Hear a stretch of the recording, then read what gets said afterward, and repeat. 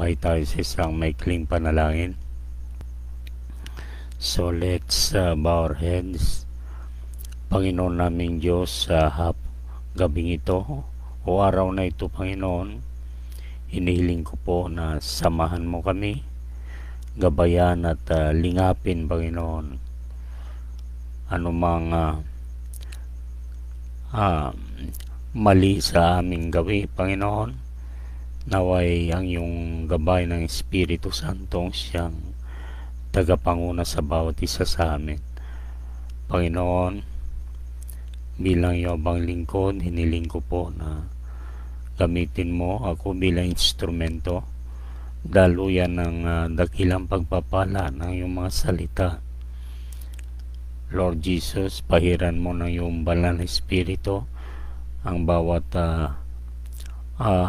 salita na mamutawi sa aking mga bibig, at ilagay mo ako sa iyong likuran, and may your words be established in our hearts, maging parte ng aming mga buhay lahat na ito, Panginoon. We pray all of this in the mighty name of our Lord Jesus Christ. Amen. Purihin natin, Panginoon. Amen. So last time ay ating tinalakay mga nakaraan ang kondisyon ng iglesia, at last week ay ang wearing the whole armor of God, dahil ang panahon natin ay sadyang napakadilim. Ang kaaway ay narito, at he's just waiting for our wrongdoing. So anumang mali na pwede nating magawa, at siya ay handang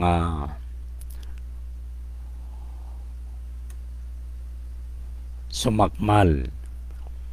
Amen. At ang panahon natin ngayon, mga kapatid ko, ay it is the end time. Ito'y mga huling panahon.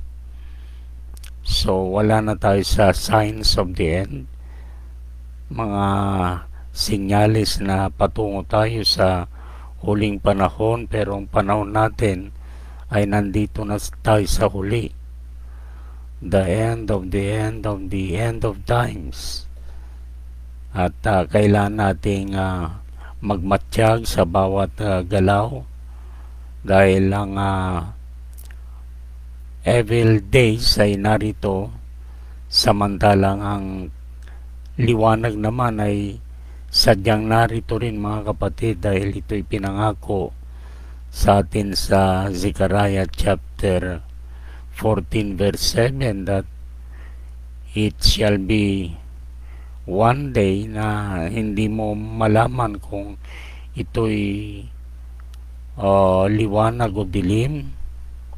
So ibig sabihin, ito'y takip silim, pero pagdating ng gabi ay magliliwanag. So ang liwanag na tinutukoy dito, mga kapatid, ay ang salita ng Diyos. Ito'y salita ng buhay. Amen. Dahil ang panahon natin ay panahon ng anak ng tao muli pinapahayag. So mag-review tayo sa lahat ng ating mga nakaraang tinalakay, kung exactly sa panahon natin ito ay tumutukoy. Amen. Sa 1 Thessalonians chapter 5 verse 1 to 3 ay ito'y patungkol sa pagdating ng anak ng the day of the Lord. Pag sinang second coming of the Lord, ito ay the day of vengeance, the day of judgment.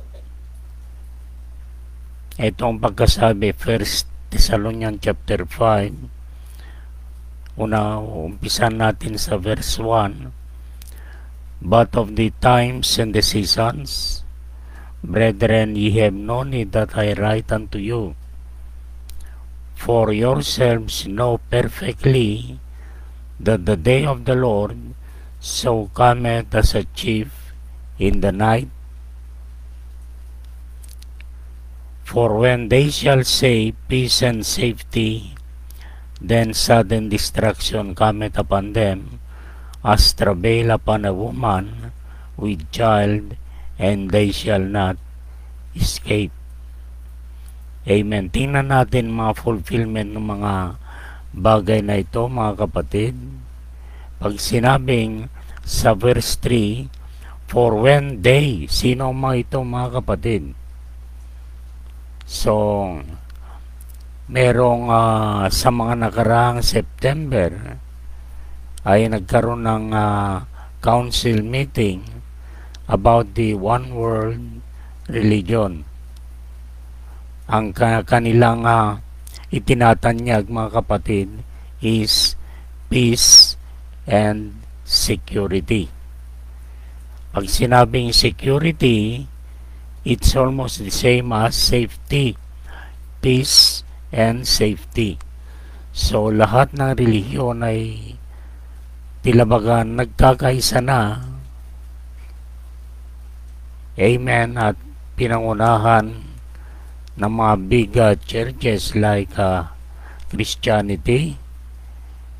Walang iba kundi ang ating kinagisnang relihiyon, Roman Catholic Church, na pinangunahan ng Papa sa Roma.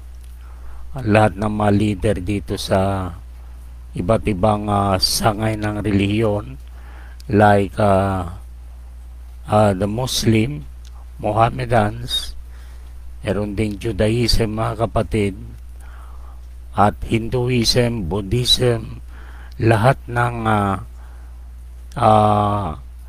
inagangking relihiyon sa uling panahon, or be like the traditional Christianity, ay nagkumpul-kumpol. At ang kanilang agenda is peace and security. So, ang sabi rito, for when they shall say peace and safety, then sudden destruction cometh upon them as travail upon a woman with child, and they shall not escape. Amen. Ito yung ikalawang pagparito ng ating Panginoon. It is called the day of the Lord. Dahil in Malakias chapter 4 verse 5 and 6, behold, I will send you Elijah the prophet before the coming of the great and dreadful day of the Lord. So, bago mangyari yung dreadful day of the Lord, which is the wrath of the Lamb, ay anong gagawin? Darating si Elijah. Anong gagawin ni Elijah? Verse 6, and he shall turn the heart of the fathers to the children, and the hearts of the children to their fathers, lest I come and smite the earth with a curse. So, ang katanungan dito, mga kapatid, ito'y nangyari na ba? Yes. Meron tayong tinatawag na Elijah of the Gentiles.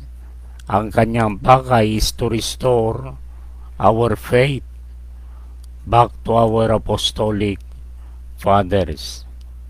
At ang Elijah na ito ay walang iba kundi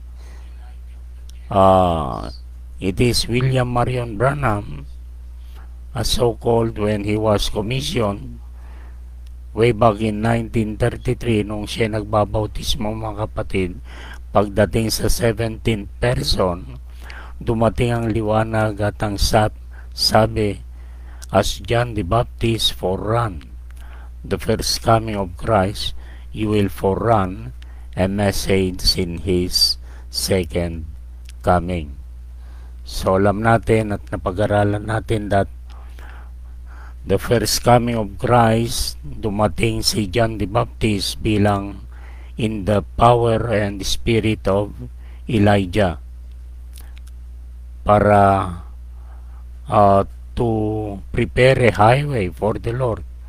So that is the first coming of Christ. Pero ang kanyang ikalawang pagparito ay to restore. Elijah shall restore all things. At alam natin na dumaan tayo sa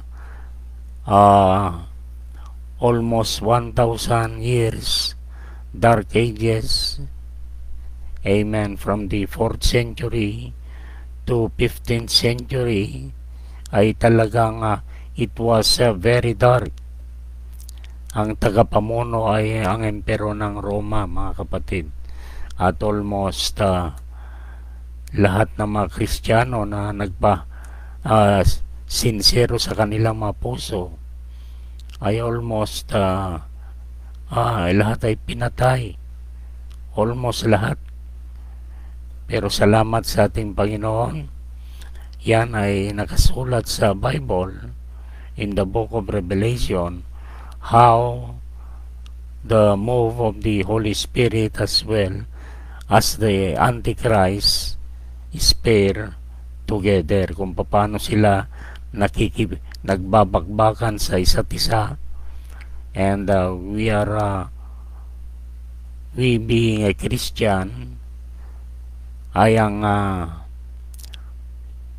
sandata ng ating Panginoon, at yung mga unbelievers naman ay yun naman ang gawin ng Antichrist.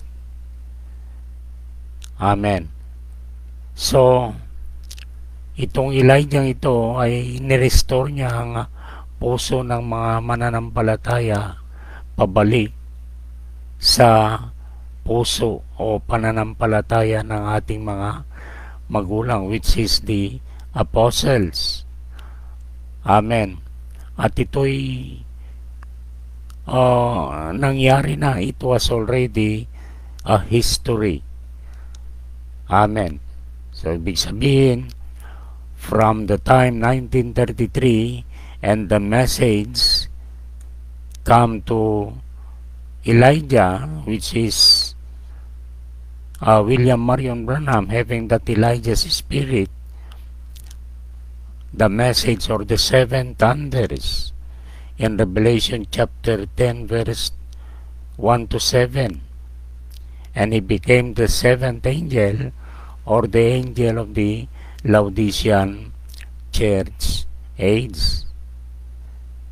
In the days, sabi ron sa Revelation chapter 10 verse 7, in the days of the voice of the seventh angel, when he shall begin to sound, the mysteries of God should be finished. So nangyari na yan, mga kapatid, way back in 1963, at napakahabang panahon na lumipas.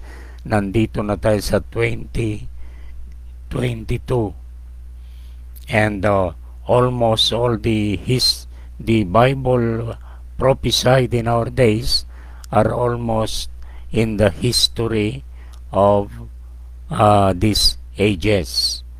Amen. Kaya ang masasabi ko, this is the end of the end of the end of times. Hindi na tayo mangaral sa mga signs of His second coming, signs of the coming of the Son of Man, but I could say, mga kapatid, the Son of Man is already here. Amen. Dumating ng ating Panginoong Hesus. Ang kanyang pakay ay para lapatan yung mahinirang.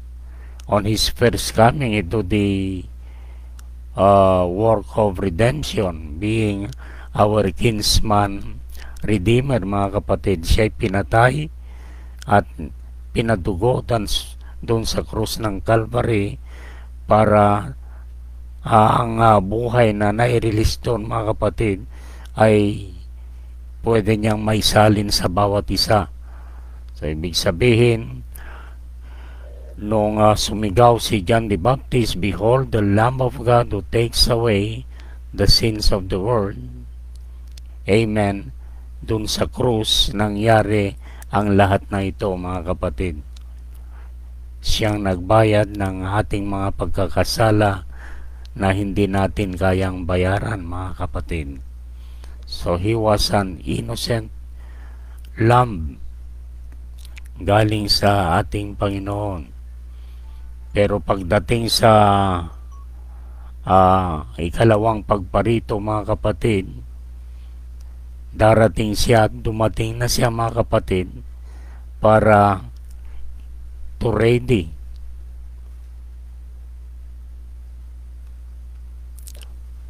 at para kunin ang kanyang mga hinirang. Para makuha ang kanyang hinirang, kailangan yung mga huling mananampalataya ay makarating dun sa perfect stage, perfection. Kung ano si Kristo sa kanyang pagparito, unang pagparito, ay tayo rin naman sa kanyang ikalawang pagparito ay kapareho, mga kapatid. We are His mystical body, na mananahan siya sa bawat hinirang sa panahon natin, at siya ay lalakad muli dito sa ibabaw ng lupa bilang anak ng tao. So, ibig sabihin, His redemptive work after at the cross of Calvary, dumaan tayo sa church ages in the Son of God dispensation or the Holy Ghost dispensation. Siya ang sumubaybay sa atin. Yes, ang mga Israelita, He was rejected, pero He selected a Gentile bride, mga kapatid. In Romans chapter 11 verse 25, sadyang ang kanyang mga anak, mga Israelita, ay nabulag for we Gentiles having this kind of grace bilang mapapangasawa by this Lamb. Amen. At kung titingnan natin, mga kapatid, ito'y makikita natin sa blueprint sa panahon ni Jose. Sa panahon ni Joseph the Dreamer, ay dahil siya ay spiritual, he has gift, at ang kanyang mga kapatid ay nagselos at ibinenta siya sa Egypt. At doon sa Egypt, dumating panahon na naging kanang kamay ni King Pharaoh. Amen. Tipot larawan sa panahon natin ng biyaya, mga kapatid, na ang mga Israelita, they rejected Jesus Christ as their Messiah, at ang ating Panginoon ay napadpad sa hentil. At si Joseph sa kanyang panahon ay nagkaroon siya ng asawa. Ito'y Egyptian or Gentile, the same as Jesus Christ ay nagkaroon siya ng mapapangasawa. We Gentile bride ang tatawag sa atin, mga kapatid, a mystical body of Jesus Christ, tayong katawan or iglesia. Kaya tumpak ang pinangako ng ating Panginoon doon sa Matthew chapter 16 verse 18, that upon this rock I will build my church, and that church is His body of believers, or the mystical body of our Lord Jesus Christ na kanyang pagkakasalan, mga kapatid. At sa panahon natin, ang kasalan ay narito sa ibabaw ng lupa, at hihintayin natin yung mga ibang parte ng katawan ng ating Panginoon to be resurrected bago tayo kukunin. Hallelujah. Kakaroon ng rapture o paggagaw. Sasalubungin natin ang ating Panginoon sa mga alapaap. Purihin natin Panginoon at mangyayari sa panahong ito, mga kapatid. Amen. Kaya nakakalungkot naman na maraming umaasa, lalo na all religions and denominations, they're expecting a rapture na ito'y mangyayari sa kanila. But purihin ang ating Panginoon, meron talagang itinalaga na mystical body of Jesus Christ. Ito yung nagkaroon ng kapahayagan kung sino sila sa katawan ng ating Panginoong Jesus. Amen. So, tayo'y pupunta sa ibang mga talata about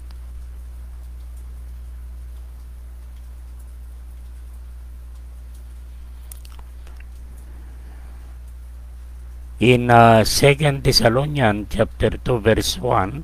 Ito pa yung mga nangyari at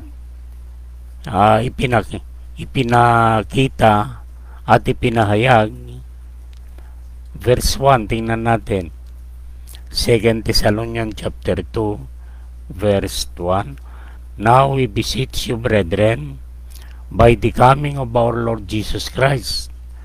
Another terminology, by the coming of our Lord Jesus Christ. So, anong meron dito? And by our gathering together unto Him. So, when we say, by our gathering together unto Him, alam nyo, when we reach perfection, the same as the Lord Jesus Christ being the mystical body of Jesus Christ, all the dead in Christ simula nung day of Pentecost hanggang sa panahon na tayo'y nasa perfect stage, sila'y mareresurrect and we shall be gathered all together unto Him. Amen. Yun ang ibig sabihin nito, mga kapatid. So, ibig sabihin, we shall gather, being the mystical body of Jesus Christ, the selected few. Sa verse 2, sabi rito, that ye be not soon shaken in mind or be troubled, neither by spirit, nor by word, nor by letter, as from us, as that the day of Christ is at hand. Verse 3, let no man deceive you by any means, for that day shall not come, except there come a falling away first. Merong magaganap na pagtaliwakas, falling away, and that man of sin be revealed, the son of perdition. Amen. So, yung man of sin ay ipapahayag muna. Ibig sabihin, bago magkaroon ng gathering together, so ibig sabihin, lahat ng mystical body of Jesus Christ, simula yung mga nangamatay, sina Pedro, sina Mary, sina Saint Paul, sila'y magigising at it will be resurrected. Mag-glorified sila, mga kapatid. Amen. At is sasama sa atin na we have reached unto this perfect stage to become a one whole body of the mystical part of the Lord Jesus Christ. At sinasabi rito na ang tagiwakas ay kailangan may pahayag muna yung taong makasalanan, ang anak ng kapahamakan. Tingnan natin kung Anong describe dito kung sino ang son of perdition, mga kapatid? Or verse 4, who opposed and exalted himself above all that is called God or that is worshipped, so that he has God seated in the temple of God, showing himself that he is God. Puri ng Diyos, isang taong nag-aangkin na siya ay Diyos. Isang taong nag-aangking na siya ay sambahin. Marahil meron na kayong idea tungkol sa aking sinasabi, mga kapatid. Amen. But sabi, he opposed and exalted himself above all that is called God.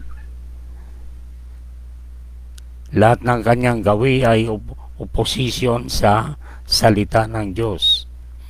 There is only one God. And this God is living in His Word. John 1:1, in the beginning was the Word, that is the Logos, and the Word was with God, and the Word was God. God is in His Word, mga kapatid. Amen. At kapag ang salita ng Diyos sa kanyang kapuspusan ay yung nakain, naging parte sa iyong buhay, amen, from the Holy Ghost dispensation, ang Espiritu Santo mismo o Espiritu ni Kristo ay hahakbang patungo sa atin, and we become His temple. Tayo ay magiging templo ng Diyos. In Romans chapter 8 verse 11, if that Spirit that raised up Christ from the dead is in you, so ibig sabihin, nasa ating mga puso ang kapuspusan, or the Logos is in us, the same Spirit that raised up Jesus from the dead shall quicken our mortal bodies by His Spirit. Ang bumuhay daw kay Jesus na Espiritu ay nasa inyo, nasa ating puso. Pareho sa panahon natin, mga kapatid, He shall quicken our mortal bodies. Ilalakad natin, sabi ko sa inyo, from Son of God dispensation, which is the Holy Ghost, He will step up further bilang tayo bilang templo, and He shall reveal His word by us, like in Luke chapter 17 verse 30. Anong meron doon? Tingnan natin. Amen. Or tapusin na lang muna natin sa 2 Thessalonians chapter 2 verse 5. Remember ye not that when I was yet with you, I told you these things. Si Pablo ang siyang nangungusap dito. And now ye know what withholdeth, that He might be revealed in His time. Amen. Ibig sabihin, nangungusap si Pablo ng prophecy, pero sa panahon natin, it was already history. Oh, hallelujah. Purihin nating Panginoon. Verse 7, for the mystery of iniquity that already worked, only he who now letteth will let until he be taken out of the way. So, ang mystery ng hiwaga ng kasamaan ay gumagawa na. Panahon pa ni Pablo, mga kapatid. Kagaya ng aking sinasaysay,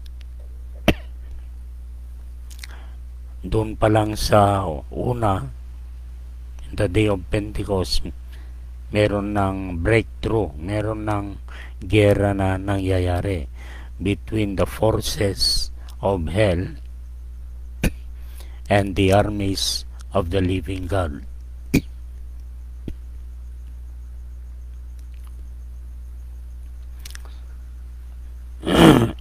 Verse 8,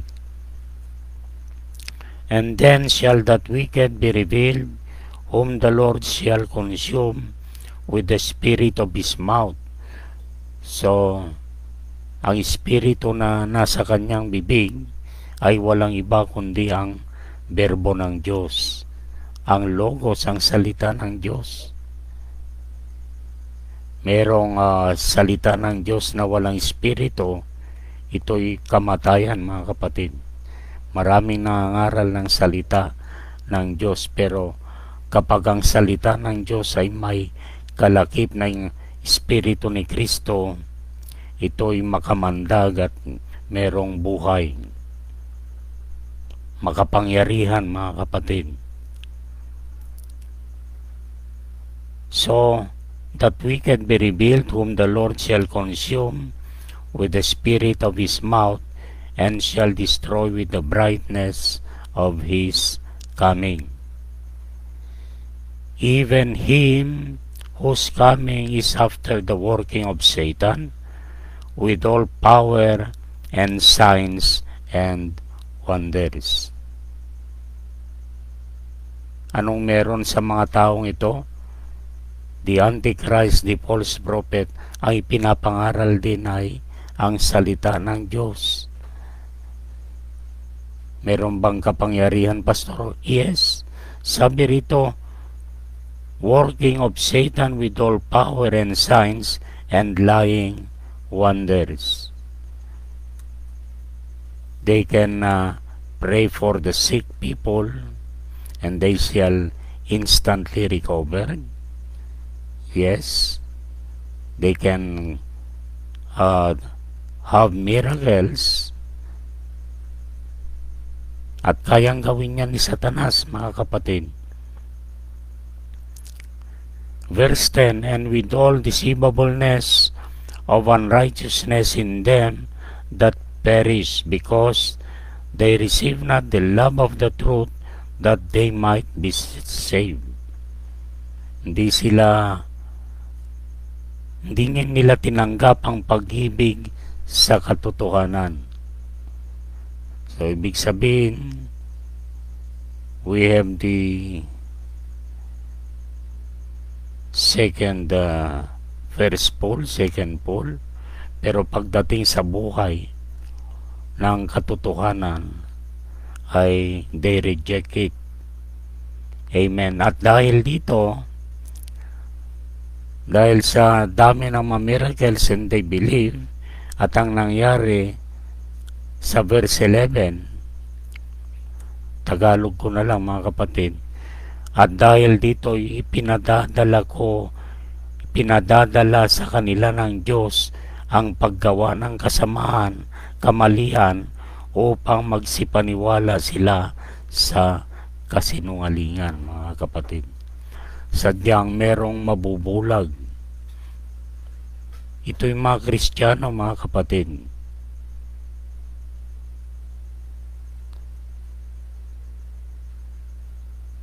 Pastor, ito ba'y kasama yung mga naniniwala sa mensahe sa uling panahon? Merong tatlong paghatak, mga kapatid. Yung pangatlo, pakaunti ng pakaunti yon.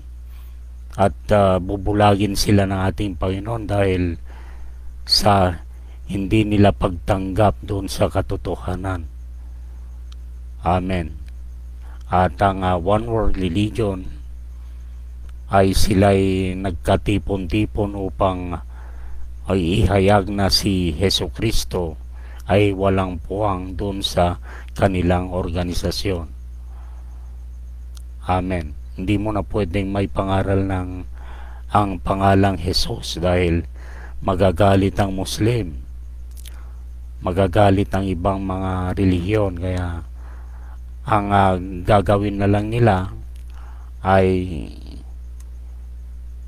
ang kanilang tatanggapin ay ang Diyos na lumikha ng langit at lupa.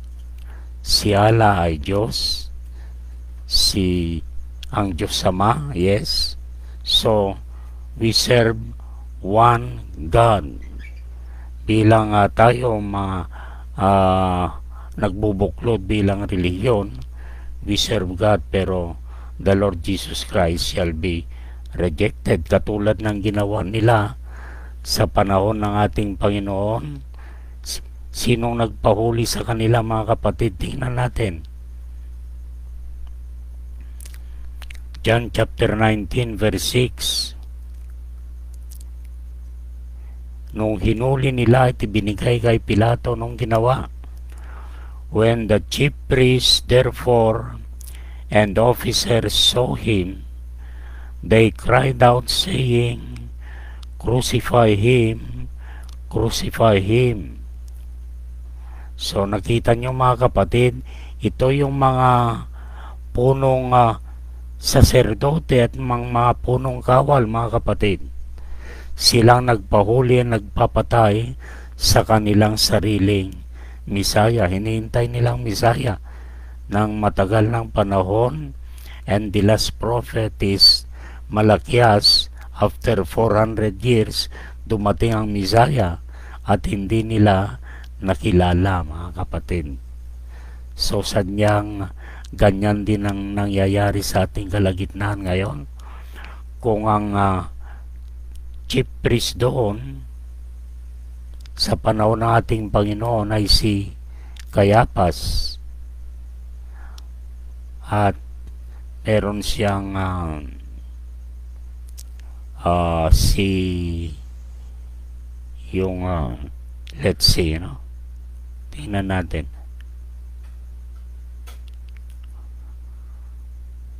In Matthew 27 verse 1, when the morning was come, nung hinuli na nila ating Panginoon, all the chief priests and elders of the people took counsel against Jesus to put him to death. And when they bound him, they led him away and delivered him to Pontius Pilate, the governor.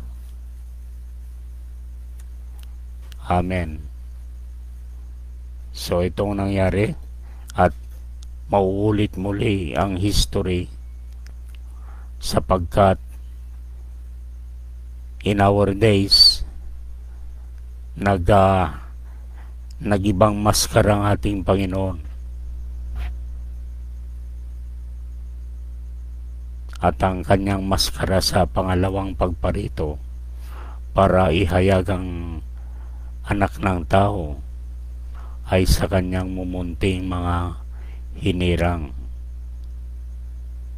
Ito'y hindi kasapi sa mga malalaking relihiyon. Ito ay mga individual na pinahayagan ng ating Panginoon na pinagsama-sama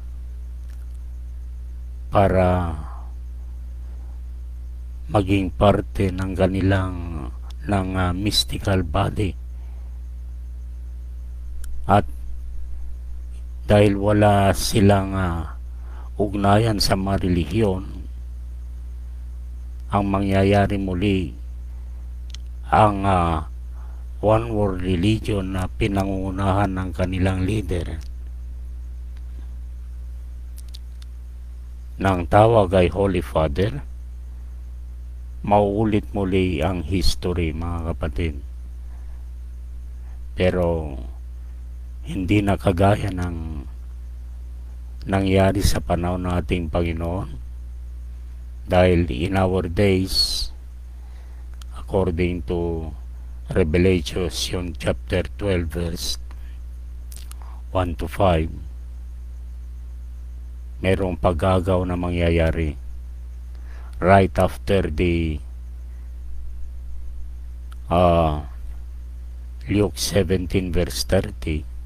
Amen. Tingnan natin, basahin natin, mga kapatid, para meron tayong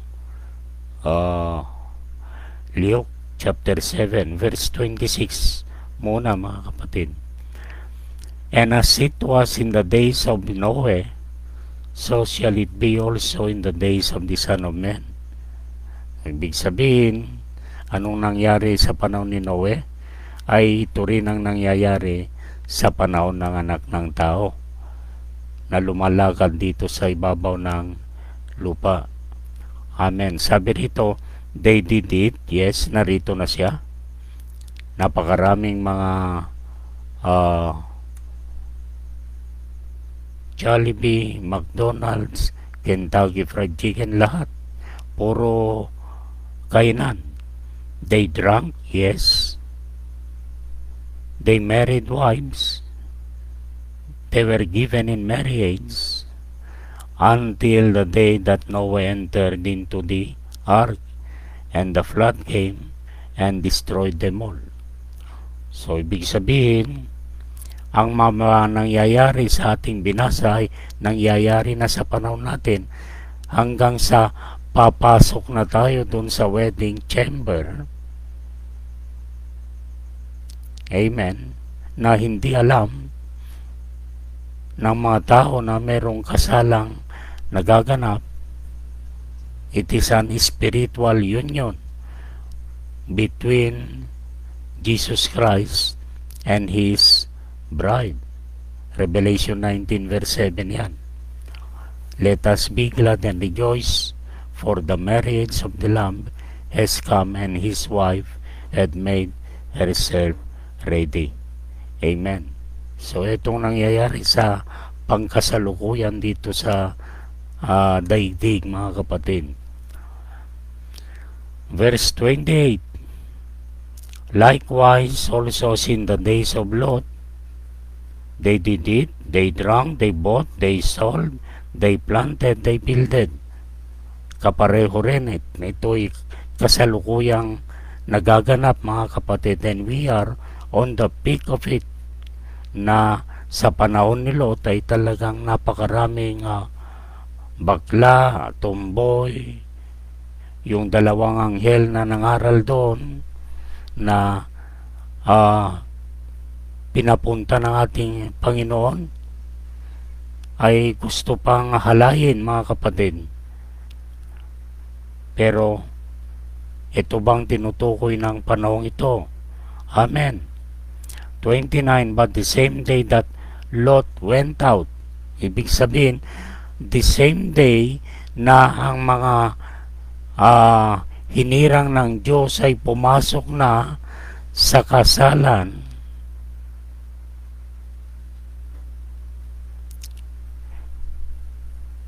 but the same day that Lot went out, ibig sabihin, I am only giving you an example kung anong mangyayari sa panahon natin, just like in the days of Lot. Sabi, the same day that Lot went out,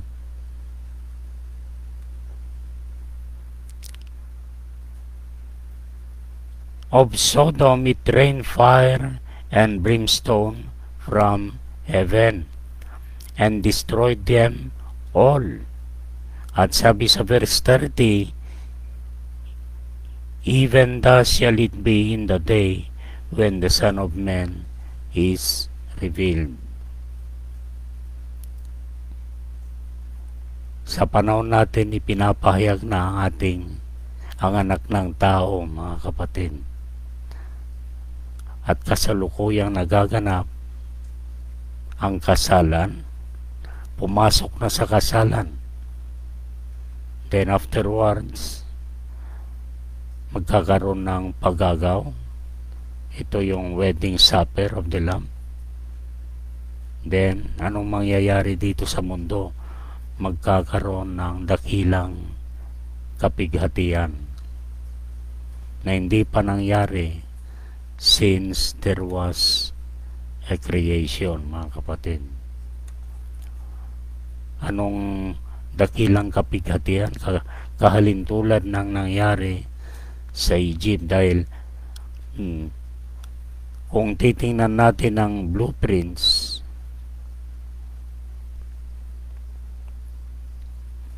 nasa Old Testament,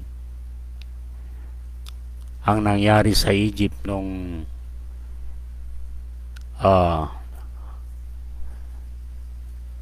ang Diyos ay ginamit si Moses para palabasin ang kanyang bayan sa labas ng Egypto.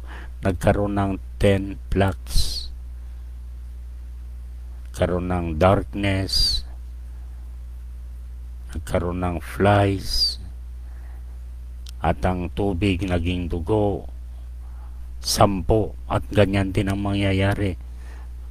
Paglisan natin dito, being the Gentile bride, uupuan naman ng ating Panginoon ang Israel. He deals Israel as a nation.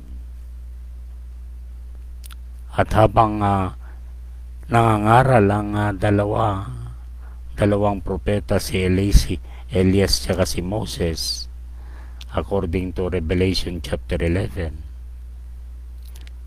ang 144,000 ay tatawagin. At habang sila'y nangangaral, maraming kaaway, yes, pero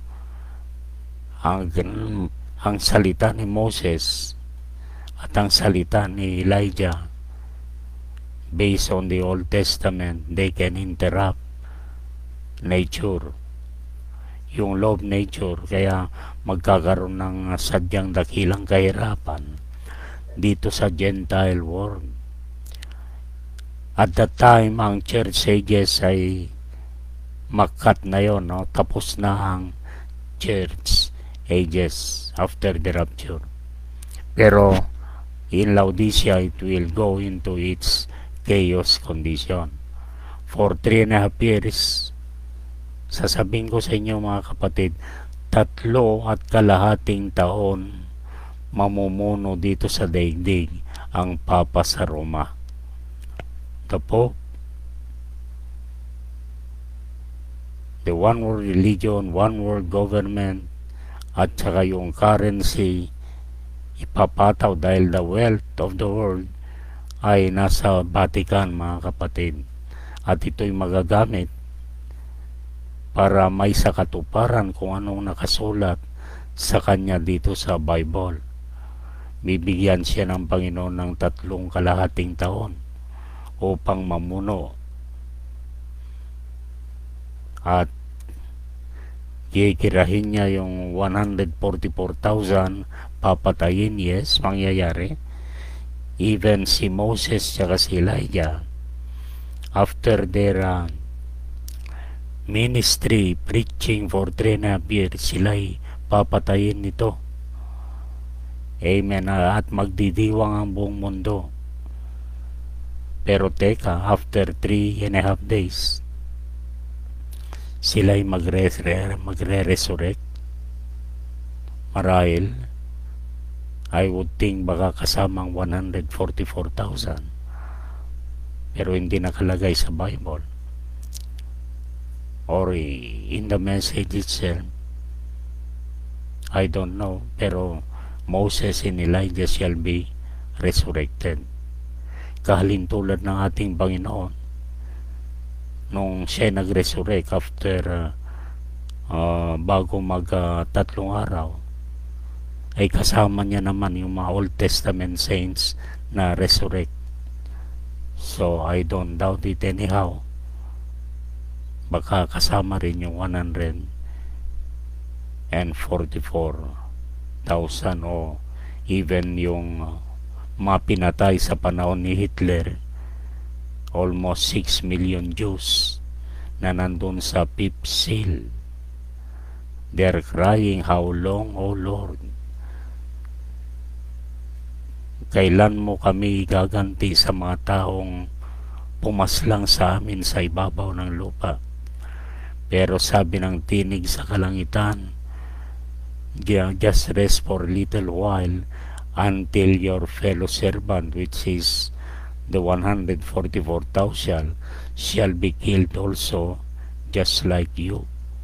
So nakita nyo mga kapatid, yung 144,000 na 12,000 bawat tribo ipapatayin din ng halimaw in this one world government. Pero after that 3.5 years, then, oh hallelujah, what will happen? Nakakatakot mga kapatid. So ang Panginoon ay He is urging his last call. Baka meron kayong binhi sa inyong mga puso, by hook or by crook. Pagka narinig niyo ang salita ng buhay, kayo'y tutugon. Sabi ng ating Panginoon, my sheep hear my voice. Mga kapatid ko, hallelujah, ang aking ministry ito ay tumatawag din sa mga taong hindi pa nakarinig, pero pagka meron kayong binhi sa inyong mga puso, maintindihan ninyo lahat ng aking sinasabi. At kung kayo'y mabuti dito sa ibabaw ng lupa, gumawa kayo ng mabuti. Huwag kayong manggulang sa inyong mga kapwa. Huwag kayong managit ng damdamin sa inyong mga kapwa-tao. Maging mabait kayo sa bawat isa, mapagmahal, and God shall give you reward after that. Ang aking pakay, mga kapatid, ay ang mga taong sadyang pinahayagan ng ating Panginoon para lumapit, yumakap sa mensaheng ito, and the Lord shall bless you. Tingnan natin kung may mga scripture pa tayong pwedeng masabi.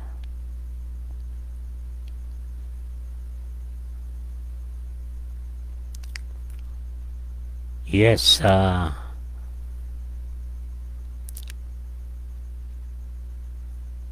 James 5:7, ito na, coming of the Lord pa rin ito.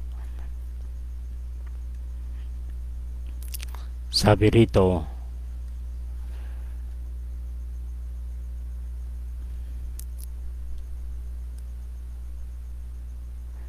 be patient.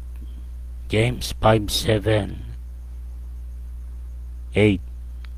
Be patient therefore, brethren, unto the coming of the Lord. Puri ng ating Panginoon, palaging tumutuon, nakafocus doon sa coming of the Lord. Behold, the husbandman waited for the precious fruit of the earth, and had long patience for it, until he received the early and latter rain. Be ye also patient, establish your hearts, for the coming of the Lord draweth nigh. So, ang husbandman dito, mga kapatid, ay walang iba kundi ang Diyos. At ang puno rito ay ang ating Panginoong Jesucristo.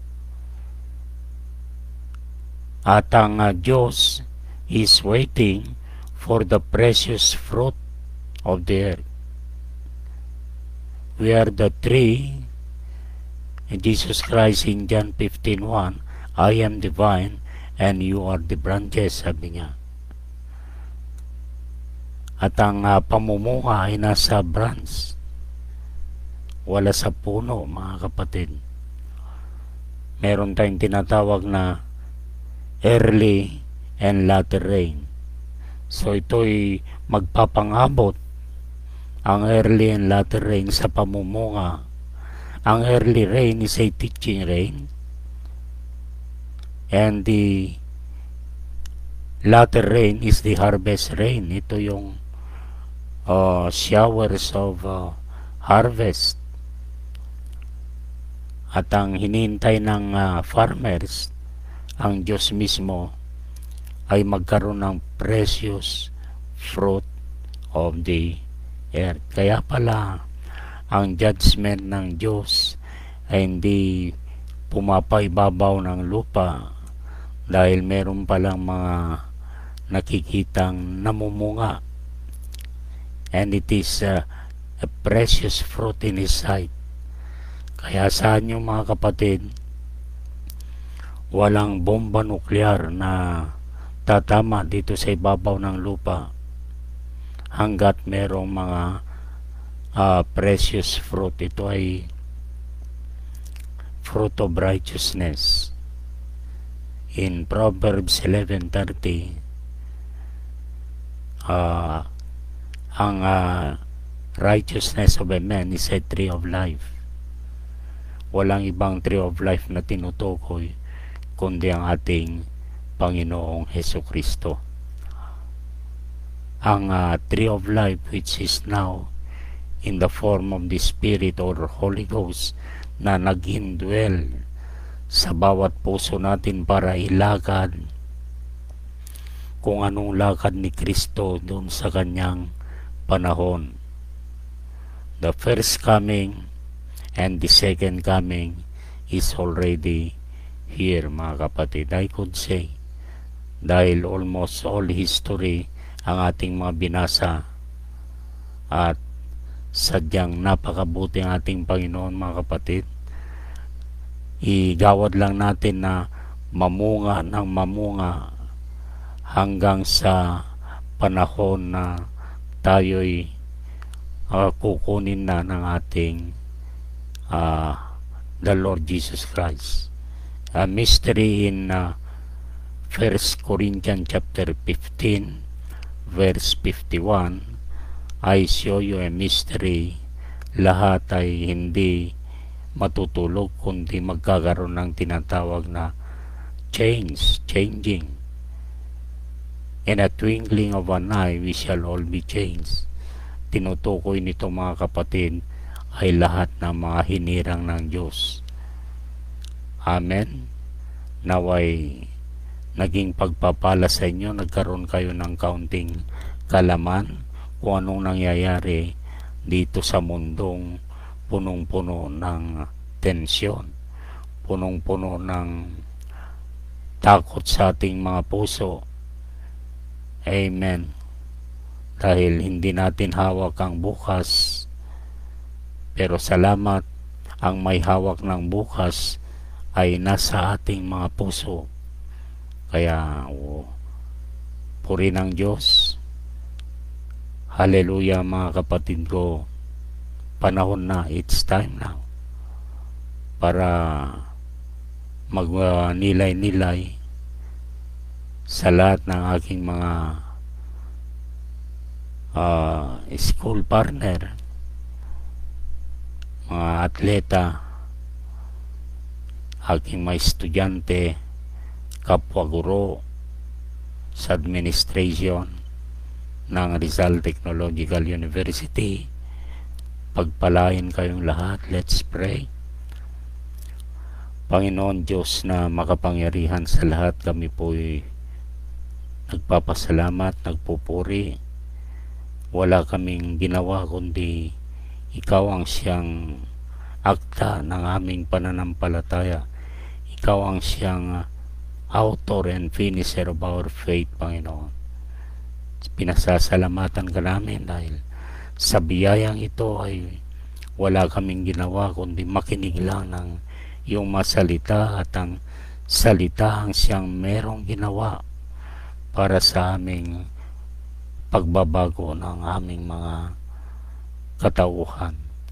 Lord, sa lahat ng mga nakikinig ngayon, iniling ko po kung anong ginawa mo sa akin, o God, ay naway mangyari din naman sa bawat isa.